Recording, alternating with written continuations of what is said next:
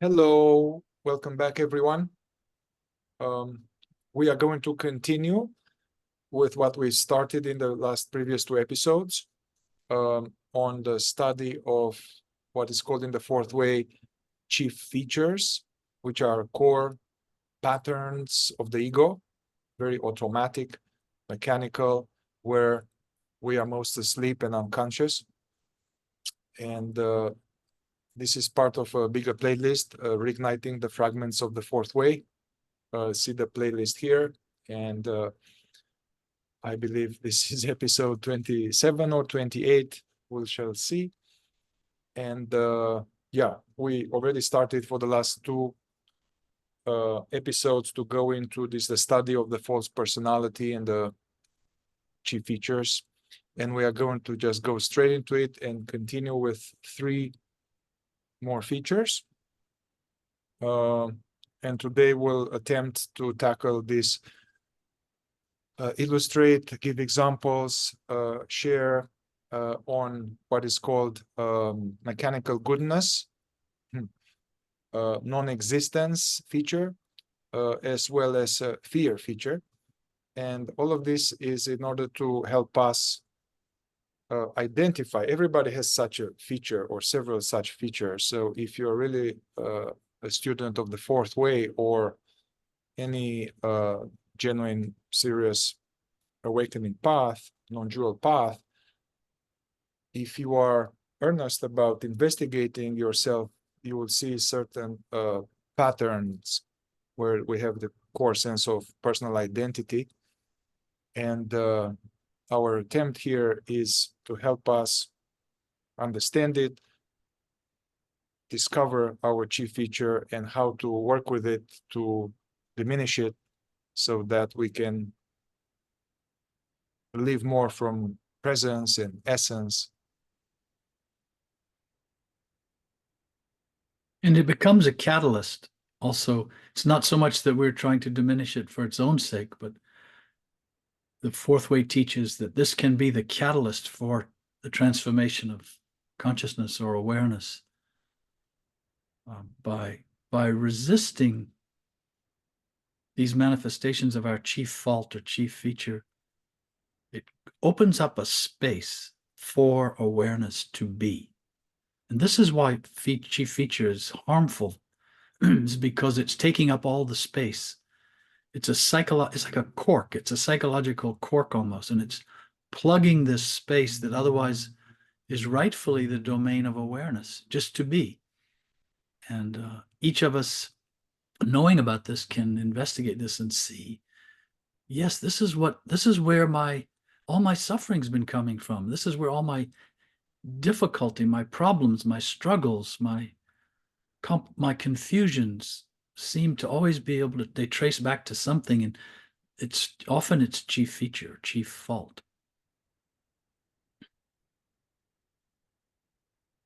Yeah.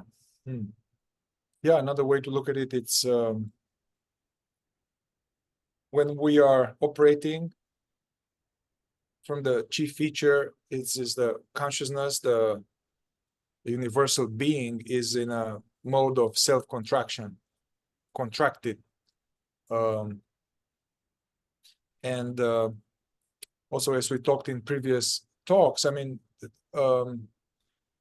there are some tendencies we have in our initial configuration, in our essence. There are some tendencies connected to our body and psychological type, but then this becomes this adaptive strategy, or as a way to a protective strategy to handle life, people, when consciousness in this setting of feeling and believing to be a separate, independent something. All right, so let's begin with this, what is called mechanical goodness. And so I really love how this sounds. And also, this is a very pernicious and difficult features to work with, because a person who has this, they are very nice. They are very sweet, and they are very kind, and they are very helpful, and they are always ready to be available for others and to be helping out and to say yes. They will say yes if you ask them to do anything. And can you pick me up? Can you do this? Can you? They are always going to say yes. So that is strange to say, well, how is that some kind of ego? Because that's is like a loving man or loving woman and helpful, like a good Christian. But in the fourth way, the idea is that this is basically this tendency that doesn't come from actual it's unintentional, it's mechanical, it's compulsive. They don't have a choice. So it's a way to that's how their ego is, and how it is to be good to everybody, to be helpful to everybody, although actually inside them they don't have time to do it. They have other things. They would rather not do it. But somehow they, being so available and so giving, actually goes against themselves and in some way, and they end up feeling full of, actually feeling resentment, and they are, and it's what is difficult, like, with vanity or dominance or being bossy or being controlling, manipulative, bully, self-pity, self-deprecation. It's obvious for everybody that there's something rotten here. But for the owner of this non-existence, of this mechanical goodness, it seems like a virtue, and also people love that, and they are getting some kind of, they get the ego juice of being a good person. Basically, there's this need to be seen as good, and there is underneath, there is this hard to say no, because they feel like that other person will be hurt if they say no. Yes, they're afraid. This feature is afraid of being judged as being bad, as saying someone who's creating resistance for other people. It's afraid it will be judged. If I create resistance for you, you won't like me, you won't think well enough of me. And I get pleasure out of pleasing other people. And so for this feature, this feels good, ironically.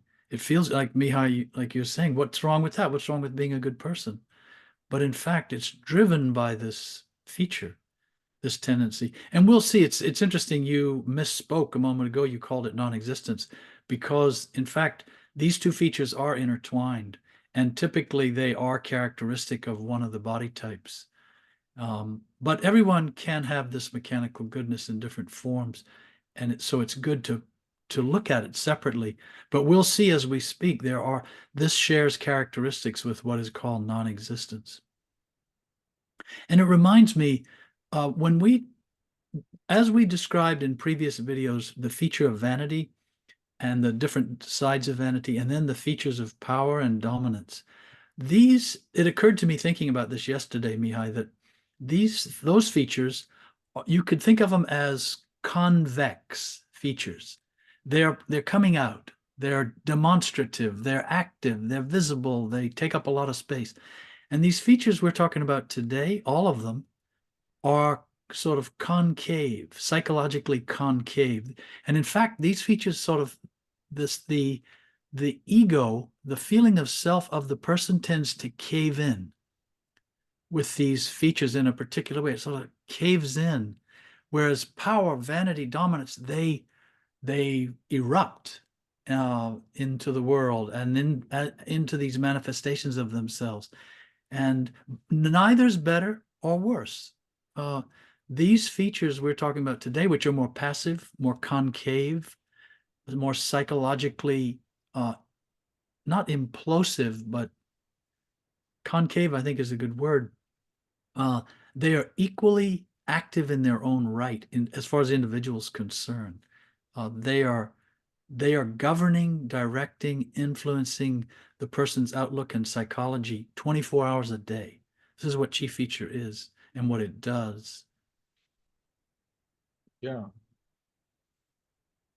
It's interesting that, I started to, as I started to work with clients in clinical setting, although I kind of put aside this kind of fourth way terminology, I started to see them.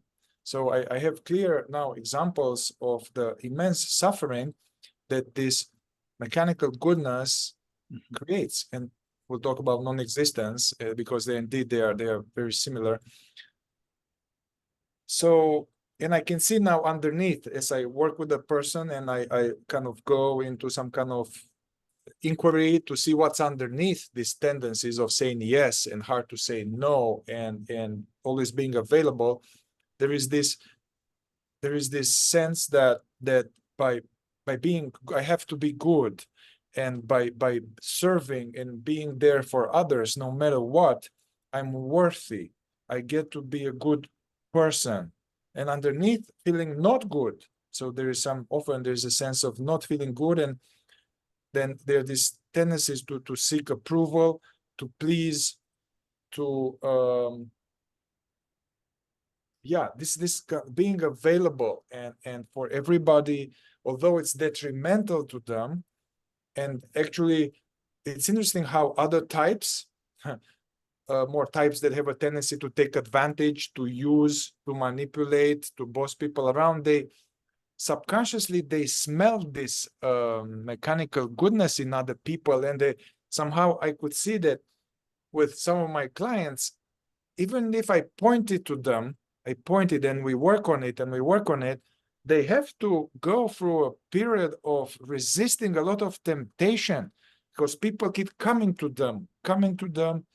Actually, I was working with someone and I coined this term that they are being nibbled and they are enabling being nibbled. So we say, hey, this is your nibbling feature. So everybody come and they are very, this person is very compassionate and wants to help them heal. Whenever all their friends have a problem, they come to this person and they dump all their stuff on them. And then they put aside all their projects, all they need to do, they need to make money, they are struggling. They need to find a place, but no, they are all the time available. And so I was working with this person, telling them to really resist this being nibbled, being taken advantage of in a certain way. And that it's really, I could see how hard it is for them. And actually, I noticed that even if one is really aware of it and sees the negative impact and how automatic it is, it's still one needs to, I mean, it's just like power dominance. It's very mechanical and persistent. So it's not going to go like that. Mm-hmm. So one is going to keep being tempted and tempted. And this relates to something Gurdjieff and Uspensky mentioned, which is that one person is able to resist something that another person is not. And so this person, a person with mechanical goodness, can't resist saying yes, can't resist doing something good to appear to be good, can't resist helping someone who seems in need, because the derivative is a feeling of identity from responding in that way. And this identity has been fed like that their entire life. And it's not easy to resist what has been so difficult to, or impossible really, to resist most of your life. And the same is true of a different feature. The person with mechanical goodness doesn't have an issue with dominance. If they don't have a problem not offering their opinion in a disagreement, or they'll just, okay, yeah, okay, good, yeah, absolutely, totally, yeah, whatever. They don't have problem, but dominance does, or power does have problem with its convex manifestation into the world and onto people. So this is worth keeping in mind, that everyone can resist things that other people can't resist, and then it gives them a feeling of being in control. The person with mechanical goodness thinks they're the best person in the neighborhood or in the group because they're so thoughtful and kind and giving and generous. And they don't see it.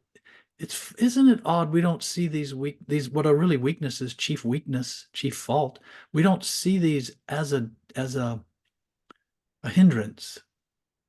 We see them as a plus in most cases because it feels good. It feels good to the feature. And that's what's interesting to watch. The feeling of satisfaction that comes from the feature is not consciousness. It's the feeling of identity that has been derived from the feature. And this is why we use the term feeding features. If somebody feeds my features, it means, and my chief feature in particular, then it means that's going to feel good. And then there's going to be a warm sort of feeling of I, me. And then that's who we mistake ourselves to be. That's the person we become unwittingly, as opposed to awareness remaining detached from that and not lost in that feeling of I. What you said reminds me, one of my teachers, Francis Lucille, would say about this. You mentioned about this nice feeling of I, this fuzzy feeling, this like, it's me. So, and he's saying that this, like during the day, is like a gremlin. During the day, they are sweet and fuzzy, but in the night, they become gremlin. It's a gremlin, and it's kind of attacking and it's vicious. So I could see this side of this mechanical goodness is that the dark side and the dark side, the shadow side, is that basically, and I've seen it in clinical setting, let's say they keep saying yes, and each time from the same person, and then they are taking advantage of, they are not paid, they are abused, and then they kind of take it, and then they are asked again for the same job, and then they go back into it, and they hope it's going to get better. They can't believe that, oh, you can't do this to me. But then again, it happens again and again, and then it starts to build this kind of resentment, and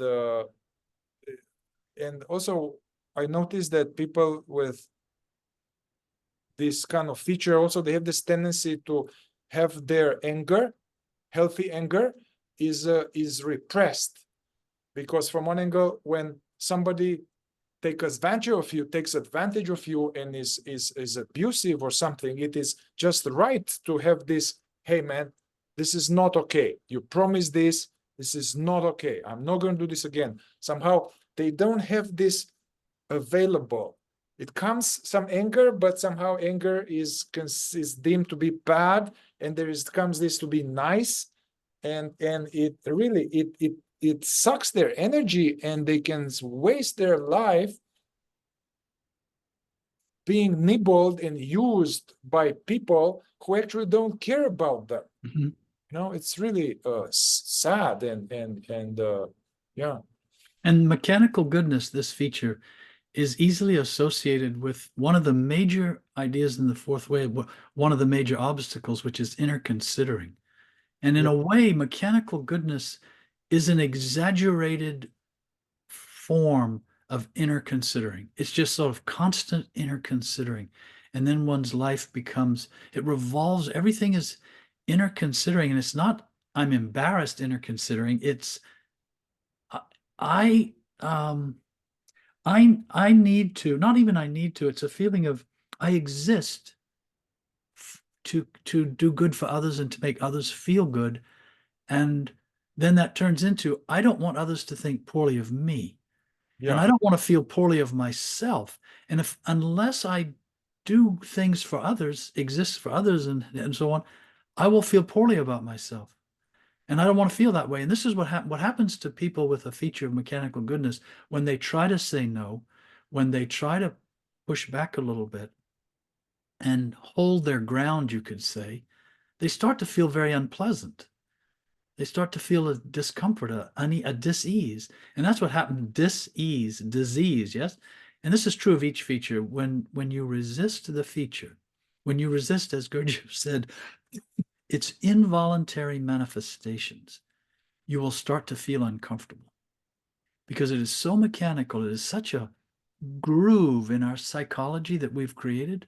It's well worn in us, our feature. And if we slip out, we start to come out of that groove, we sort of are disoriented and uncomfortable and have a funny feeling about ourselves. This is why it's not easy to navigate this territory of features without a lot of study, a lot of observation, and a lot of understanding of what's going on.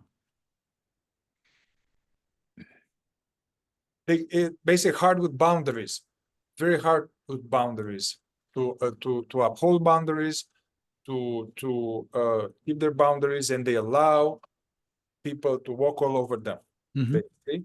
And although I don't have any kind of scientific, let's say, proof, data, I have noticed that people like that, because they are disconnected from their inner no.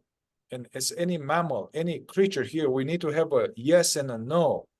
So because that is somehow suppressed, repressed, and this healthy anger is not allowed, then basically they keep going against themselves.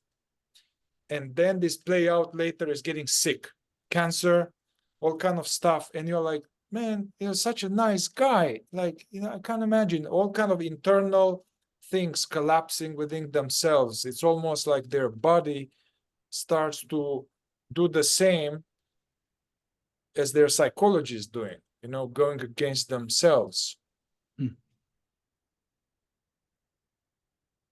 Let's move on to the non-existence, and as we've just discovered, or they are very related with mechanical goodness. It can be that they are really twin brothers, and often you can find both of them in the same person, and from one angle they could come as a package. Yes, the non-existence feature, people with non-existence are, sorry, I was hearing a beep.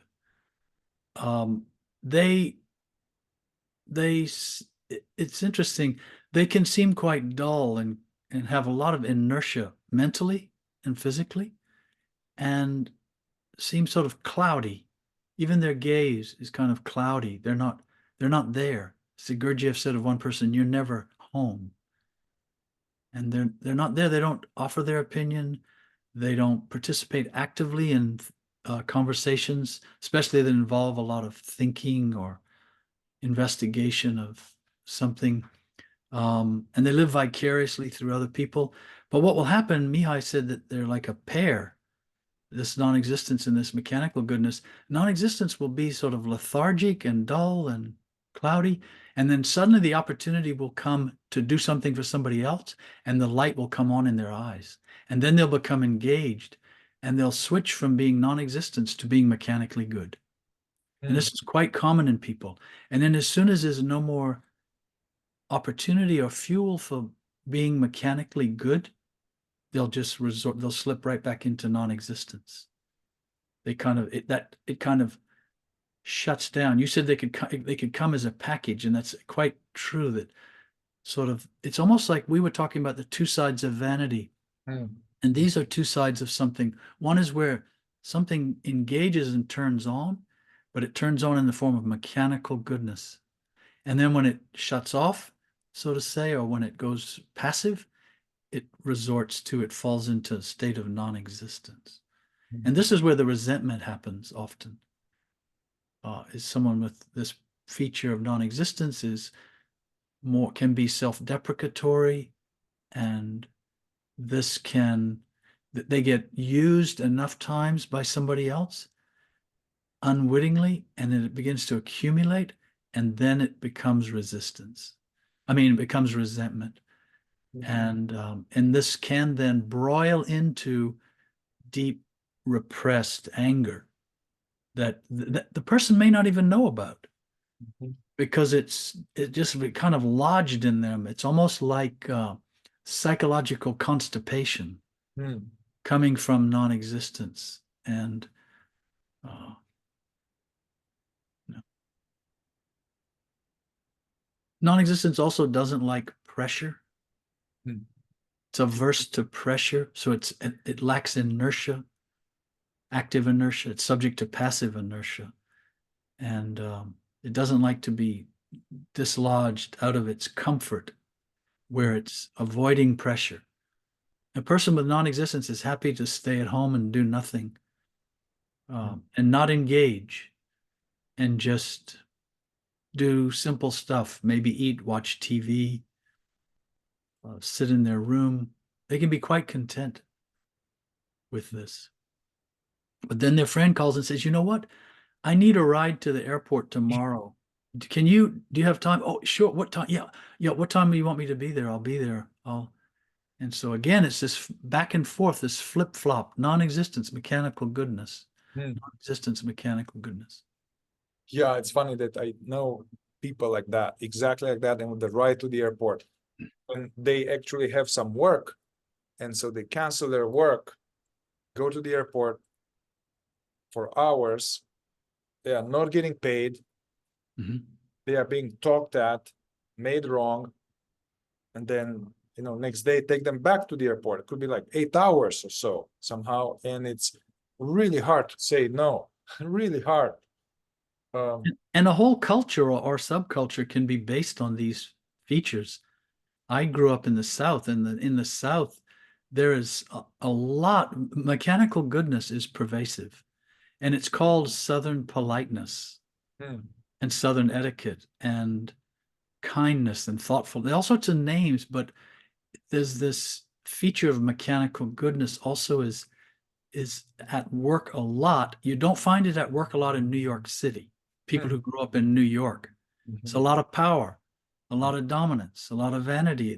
They're bold, they're aggressive. That's the psychological culture of that city and that area of the country. And people aren't mechanically good. You go up and ask someone for directions in New York, and you don't know what the response might be. A New Yorker's down in the South, and they ask someone for directions, and they might even get invited in for a drink or for supper. hmm. It's a So as I say, these features you can find them in different cultures and subcultures as the pervasive psychology that's driving social behavior and social interactions. This people, this feature, they are very good listeners actually, um, and because they are kind of open in some way, and they also may have a good heart. I mean, genuinely good heart, empathetical, nurturing, and so somehow other types, they sense this subconsciously, unconsciously, and whenever they have a problem, they find such a person and then tell them all their problems, and then they are going to be wonderful listeners, and they can have the whole life full of, and they are being dumped all of these problems, and then it's never reciprocated. um yeah.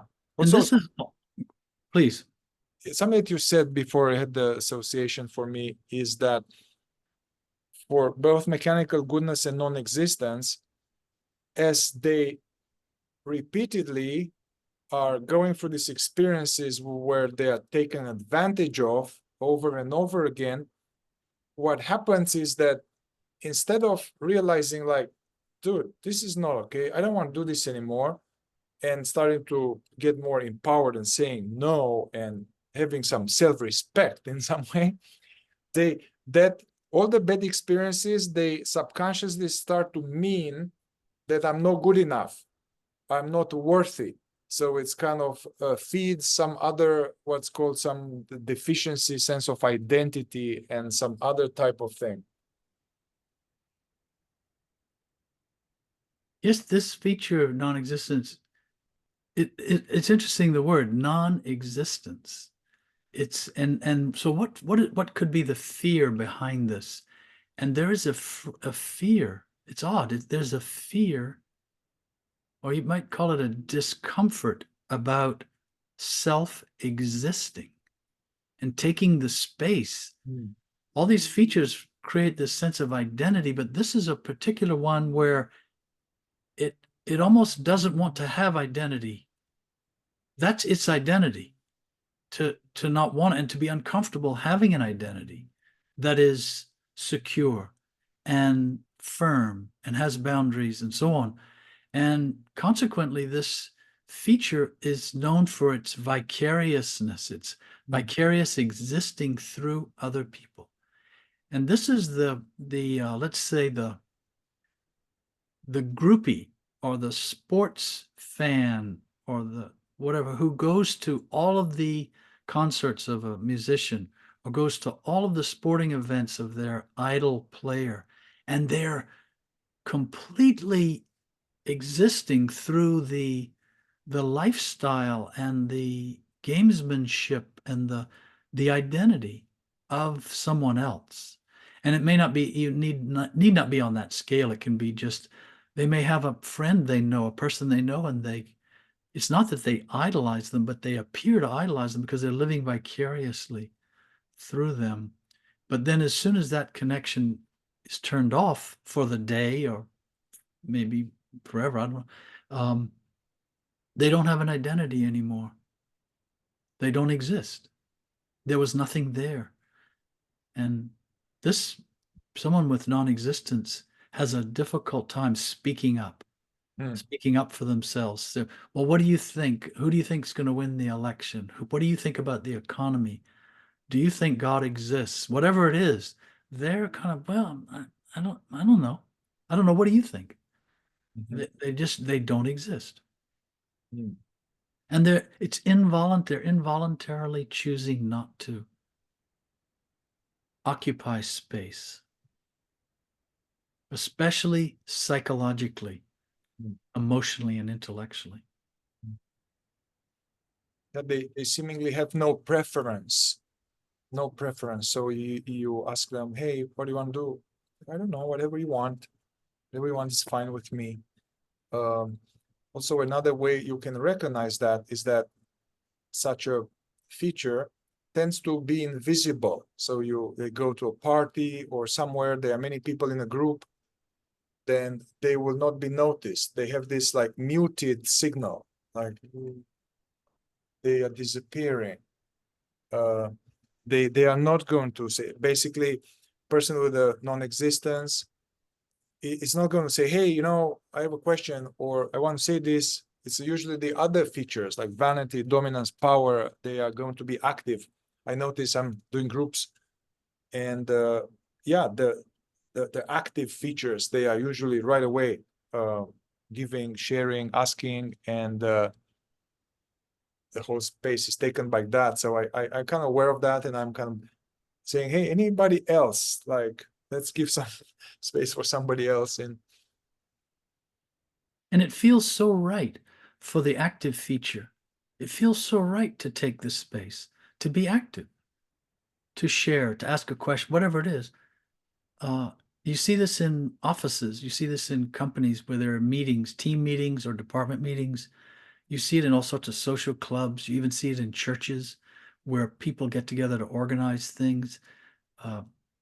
It's inevitably the active features are taking all the space. And it feels good. It feels right for these features to do that. Their immediate impulse is to do that. It's the nature of the feature. It's a physiological and psychological impulse that's always there. Whereas the passive features, it feels right to them to be quiet, to not offer their opinion, to not put up any resistance. It feels right. That feels like the best thing to do. And so they do it, but it's the same thing. It's because their impulse it's a passive inertia instead of an active inertia. And then, of course, we could go on all day talking about these characteristics, but in the end, what they're all pointing to is this feeling of identity begins to get woven around our impulse, whatever our natural impulse is as we are born with these features. And then that becomes our identity. And then when things come up against our feature, we take it personally because now it's coming up against our identity. Now you put a person with non-existence on the spot and ask them to make a decision for the group. Now their sense of self is going to become uncomfortable. You go to someone who's always taking all the space and always talking and put it upon them to be quiet for an extended period of time and to let somebody else make the final decision and to actually go along with somebody else's decision. Very uncomfortable. Now it's all about I, it's all about me. It's all about a sense of identity.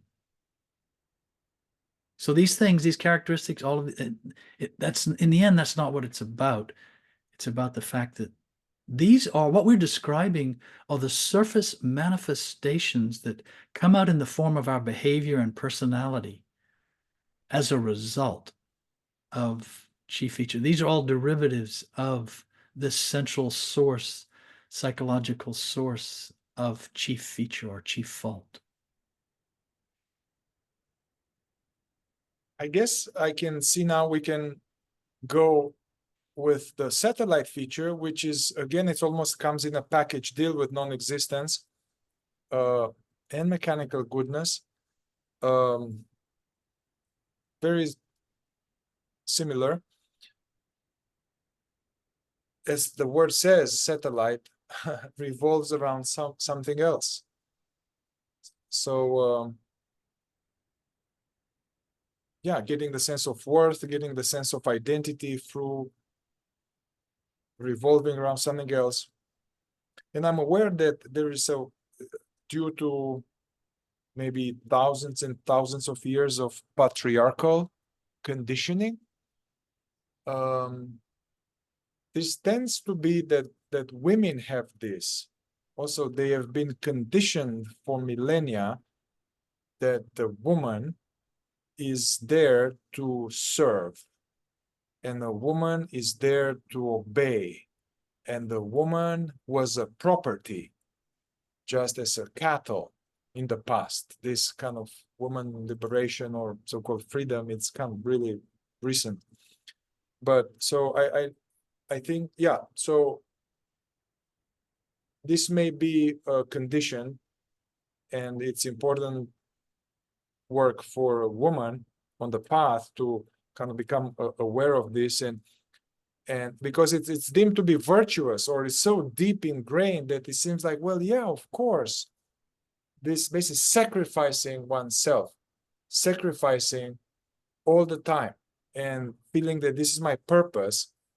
And of course, I think there is something innate and natural in the woman to have this quality of giving and caring, and in order to take care of the kids and to put other people's needs first. This is I think, an innate quality of the feminine energy that is necessary in some way, but then this now shows up towards an abusive husband and towards assholes, and basically sacrificing oneself and giving myself away all the time for anybody.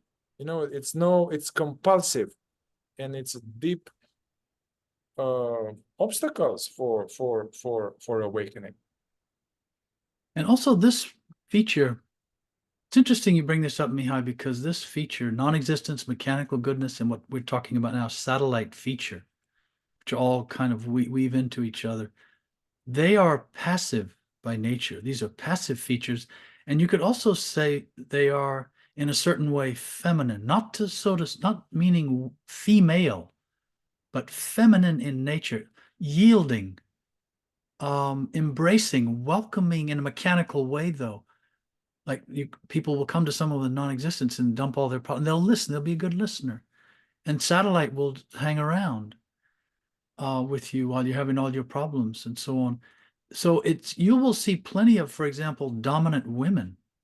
I say this because it's not exclusive just to women. You'll see a dominant woman who has, say, dominance or power, and they'll have a husband who has non-existence and mechanical goodness. And this husband is the satellite to the wife. You see it when you see this with groupies.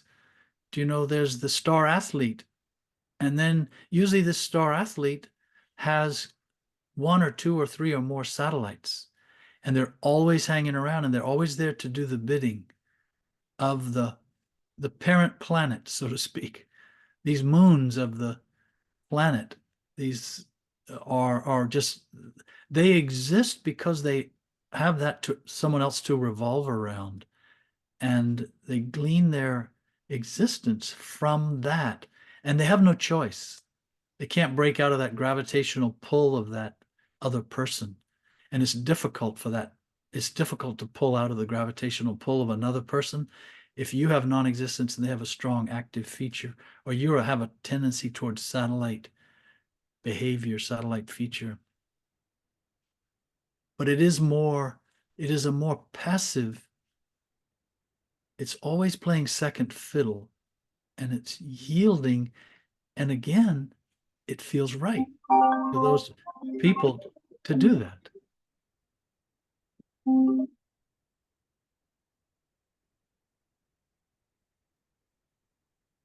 Sorry, there was some beep here.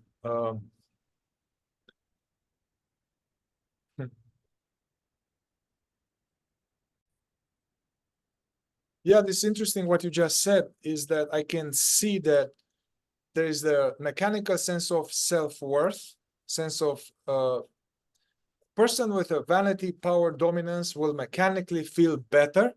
They are better. They have a better mechanical sense of who I am, self-worth. And a person with mechanical goodness or non-existence satellite will feel inferior. And this is basically a very persistent illusion. And they'll be best friends. Yeah. Yes. And they'll feed each other's feature. Yeah. Well, yeah, we are going to offer very soon some suggestions, practical suggestions, how to kind of observe this better and how to transcend or resist, struggle against the involuntary manifestations of this feature. But let's go into the last one we're planning to touch for today on what is called fear feature. And this fear feature is not, it's not related to what is called fear. Like fear is a natural emotion.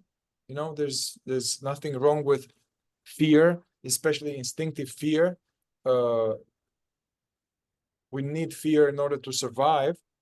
But this fear feature becomes like a whole world. This is like a way of seeing the world as being threatening and pushing over me. And there's much more than just the simple, pure emotion of fear. And maybe I'll let you speak a little bit about this fear feature. I mentioned earlier when we were or not, a little bit after we started, that these three features, or four including satellite, they're like concave in nature, psychologically concave. And whereas both non-existence, mechanical goodness, and even satellite cave in, give in, kind of yield, fear is almost always retreating. Something, it's psychologically, and that's what happens instinctively in right order. You see a snake, or you see a spider you don't want to touch, or you're walking on a dark street at night, there's a tendency to pull back, which is healthy and correct. But what happens then psychologically with this feature of fear is it's doing that all the time. It's feeling everything's a threat. And it gets so extreme, it can lead to, it's always looking for the problem. It's always looking for what could go wrong. And it becomes pessimistic, and then it becomes paranoid. And then it's always planning for the worst. And this is the feature that gets in the turn lane on the freeway 3 miles before the exit. It is afraid it will miss the exit. It's already anticipating that it could have a problem with getting off the freeway. Power doesn't do that. Power will go across 2 lanes several hundred feet before the exit and interrupt other people and create traffic problems, and because it doesn't care, it will bull right through the traffic to get to the exit ramp. But fear, it's always hesitant, always planning for the worst, always anticipating the obstacles. This is the person who will hoard a lot of food for fear that we might have another pandemic and the grocery stores might close down. Now, that can be a sensible thing to a degree, to have water and have this and have that and be prepared for a week or two. I don't know, but fear will go to the extreme. And people with fear, there's an extreme, can be an extreme anxiety, nervousness, hesitation, resistance that becomes their psychological way of life. And more importantly, their psychological sense of identity. They think of themselves as someone who's very pragmatic, very careful, and yet they're avoiding. This is what's interesting. Non-existent is afraid to exist, you can say, and mechanical goodness is afraid to be seen as bad. Fear, ironically, is afraid of being afraid. It's afraid that something will go wrong that it will then need to be afraid about. And so fear is, someone with fear is constantly avoiding fearful situations that they imagine would be fearful situations. And this seems right to them. This seems right to that feature to do that. And fear, I'll say one more thing while I'm on this train of thought, Mihai, and that is that fear, you can feel someone with fear, they're almost vibrating. And this is another thing with all these features, we can discern them in ourselves and in other people. They all have almost like a vibrational frequency. And if you become alert enough, you can feel somebody else's feature. And with fear, there's a you don't see it like this, I'm exaggerating, but internally there's a vibration of a certain kind that is hyper and extreme and hypersensitive. They're oversensitive. And they can also become quite obsessive. A person with a chief feature of fear can become quite obsessive because this vibrational frequency in them is driving them to do things a certain way and make certain kind of decisions. Yeah, now I hear you about this in from DSM, the Diagnostic of Disorder Manual, mental health.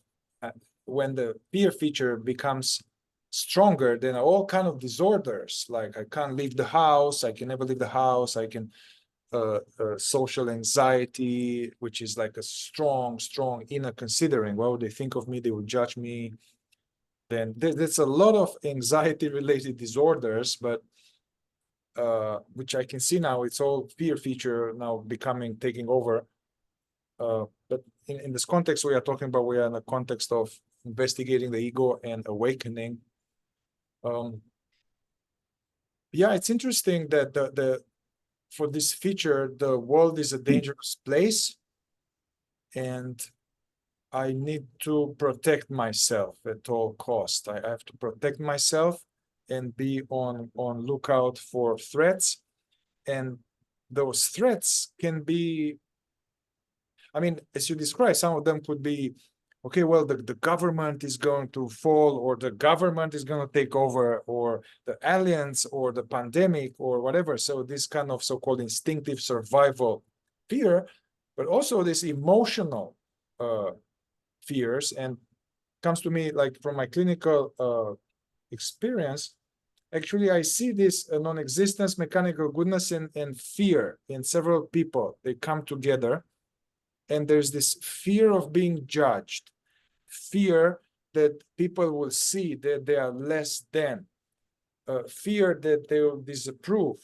So actually I know some people that are very, very interested in these ideas that we are talking about. They are very interested. They are studying, they are reading it, they are trying to apply it, genuinely interested, deep souls.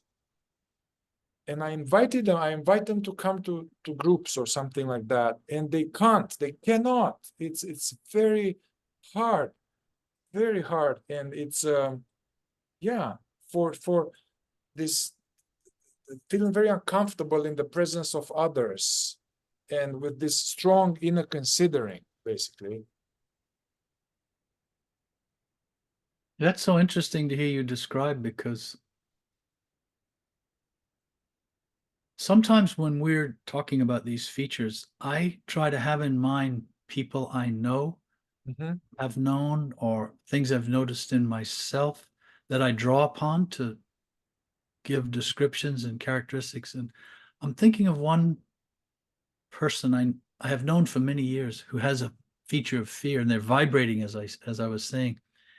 They don't care what other people think about them. They're not worrying about. So I think it also comes back to, see, this is where it gets more complex, more multi-layered, and more real, is where features can also be interwoven with centers of gravity, with the four centers, which center is predominant in a person.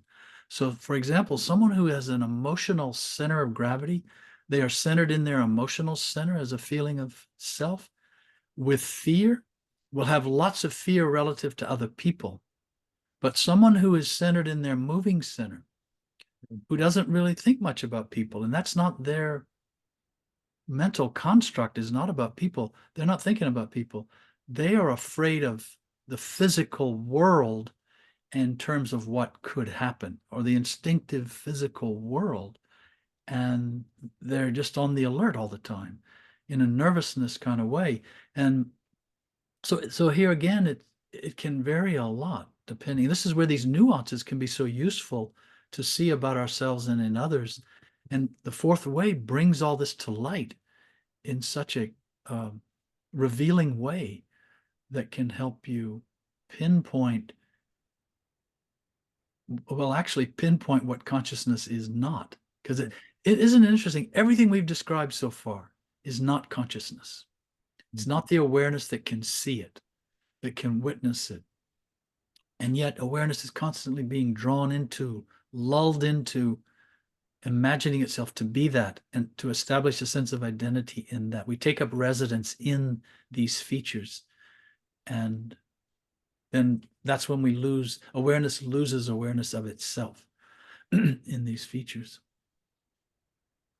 Yeah, so yeah, I agree with what you just said. I think that one can have fear feature, but also one can have fear feature and some deficiency story about myself. Like if I believe I'm not good enough, I'm not intelligent enough, I'm stupid, I'm unworthy, now that will play out that I'm afraid that people will see that and they will judge me. Otherwise, one will have a okay idea of oneself, but it's just fear feature and will vary like that. But for the timing purposes, how about we offer some practical suggestions how to work with these features. And of course, there's a blanket statement that for all of this, any of them, the way to go is to identify, as we hear this knowledge, identify which ones do we seem to have, and then start to be interested to observe them when they come, start to know them by their taste, by their flavor, by when it comes, with which people, in what circumstances, and kind of observe it without judging it. That's very important, to observe without judging it. This impartial self-observation.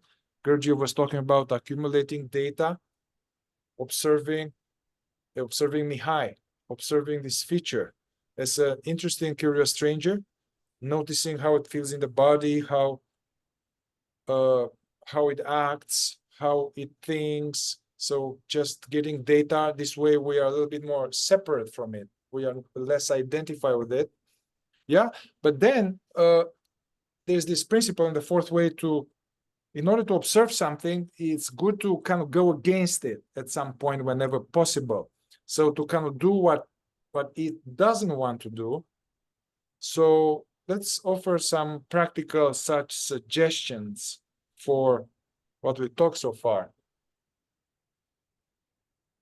The first one that popped into my mind, because that's the one we started with, mechanical goodness. Quite simply, to not jump in and say yes. When somebody else asks you to do something, or you see a need, you feel you're perceiving a need that you think will be helpful to someone, to not act on that impulse just for a period of time and watch and look inside and see what happens, because it will feel so right and you'll think, oh, I'm a bad person for not helping them. No, this is exactly what you want to watch internally. This feeling, what happens to our feeling of I when we don't operate the way we normally do mechanically? And this is what it's all about. What is this feeling of I? Where's it coming from? And what happens when we don't go along with the normal psychological pattern in ourselves? Why is that uncomfortable? This is what we want to look at. And so with some of the mechanical goodness, to say, no, I can't take you to the airport tomorrow. I'm working. I'm busy. I would love to, but tomorrow's not a good day for me. I can't, I'm sorry, no, I can't keep your cat again. You know what? It didn't work out. And to be honest and say, the cat ruined my couch and I'm afraid I can't do that again. Instead of suffering through it again, this is what happens with mechanical goodness. It suffers through it again because of its tendency to say yes all the time. So saying no is one of the main ones that comes to mind for that. Not always, just as a little experiment to watch what happens to the feeling inside of I. Yeah, when I work with people, some of the suggestions I give them, which could be, many of them, these people come to me as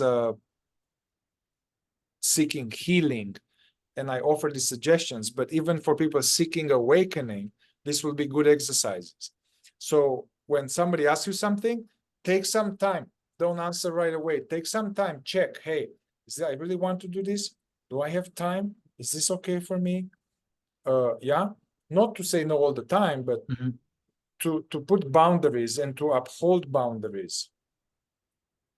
And to investigate whatever it is underneath that is hard to do that. A little bit of processing of the fears around putting boundaries and what's it subconsciously at risk if I do that. With other person, the one that tends to be nibbled because she's in a way a healer, but with non-existence and mechanical goodness, and everybody, all her friends come to her, and she gives hours and hours without getting paid and starts from early in the morning. So I suggested to this person, like, hey, 30% of the day you do you don't answer any of this, you do your thing. You need to write a book, write it, do your practices, do your thing, be selfish 30% of the day. Then also, okay, yeah, fine, you're a good healer, but set up prices, set up the time. Don't be nibbled. No nibbling. Yes, and you mentioned the word selfish. And this is the right form of selfishness, of course. Most people are selfish in what we could call the wrong way. But another word maybe that just came to me is self-full instead of selfish. Be selfish in a self-full way. Fill yourself. And this is what non-existence does not do. And another thing with a good exercise for non-existence, sometimes I will suggest, well, try to state your opinion when it's appropriate, it's asked for, or try to make a decision. When there's a group thing, what would be a good idea to do here? What's the solution here? This can be so difficult for someone with non-existence.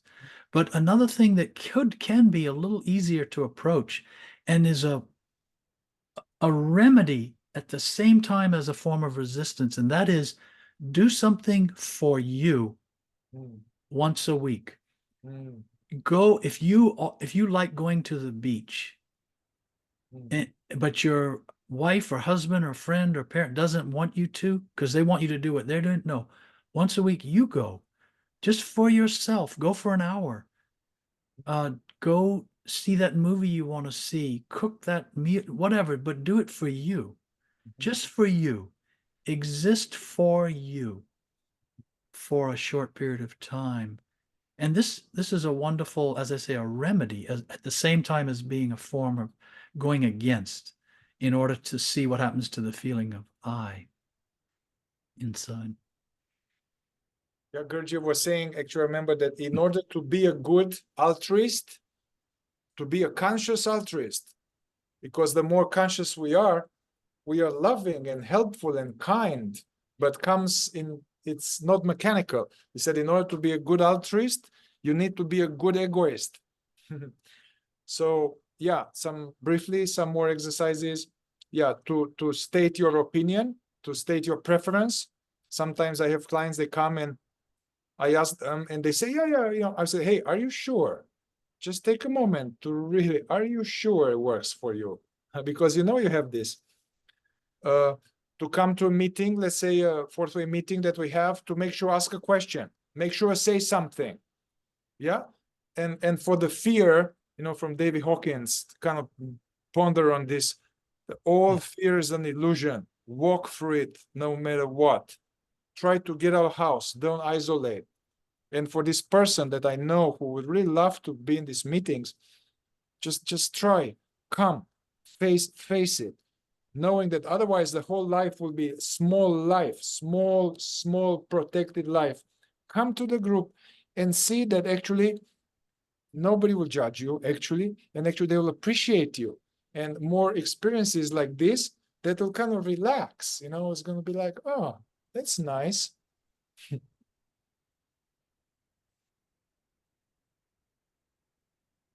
I think for someone with fear too, maybe fear tends to the extreme. All the features do when you come down to it, but fear does lots of things in the extreme. And so to just try to be a little less extreme, maybe don't get in that exit lane until 1 mile before the exit instead of 3.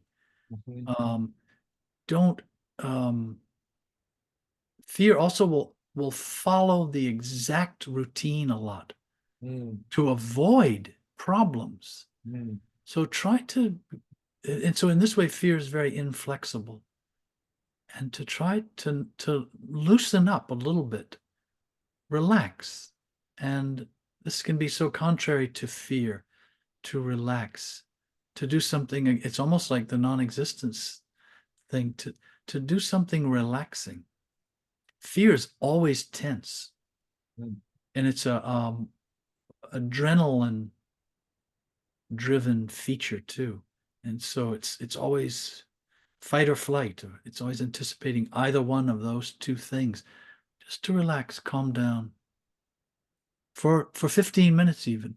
I would think that meditation could be very helpful for someone with fear, to quiet the centers and quiet this nervous energy and observe what happens, and then observe how quickly it wants to come back. Yeah, and deeper exhale are good for fear, anxiety, because when we have fear, we tend to hold our breath. So deeper exhale is kind of hacking at some kind of unconscious level. But I know, Peter, that you have an appointment, so I think we covered this very well. And yeah, I suggest you watch the previous ones and see the playlist of all our talks. And stay tuned we'll continue with the rest of the features. We have a few more. And then, check out, Peter has some immersion soon, and I'll have also some 3-day immersion. There will be information here. I just wanted to add, Mihai, that we've touched on only a few suggestions about how to sort of work against these, but perhaps later we will have a chance to offer more. But what I wanted to point out is the main value is just learning to observe these things first.